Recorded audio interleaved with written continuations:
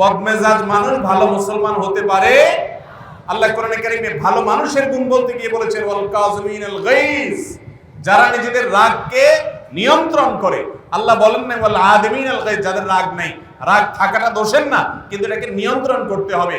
ডায়রিয়ার রোগী এই বেচারা, তার সমস্যা হলো সে ধরে রাখতে পারে না, ঠিক না ঠিক? ডায়রিয়া যখন চরম পর্যায়ে চলে যায়, এমন ভাবে ডাইরেক্ট হয়ে যায় যে বেচারা চাইলে ওইটাকে নিয়ন্ত্রণ করতে, ঠিক বদরাগী বদমেজাজি মানুষ হলো ডায়রিয়ার রোগীর মতো। রাগের চোটে মাথা গরম হয়ে গেছে আর বড়বড় করে কি বলে দিছে, পরে যায়নি যে শরম পাইছে, লজ্জা পাইছে। এই যে বলে না রেগে গেলেন তো হেরে গেলেন, যত মানুষ বদমেজাজি করছে সবাই জীবনে ছোট হতে হয়েছে, ঠিক না ঠিক? অতএব আমরা রাগ নিয়ন্ত্রণ করবো তো ইনশাআল্লাহ।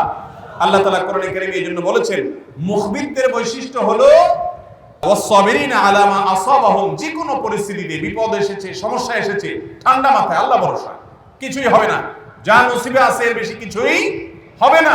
অতএব আমাকে ধৈর্যশীল হইতে হবে।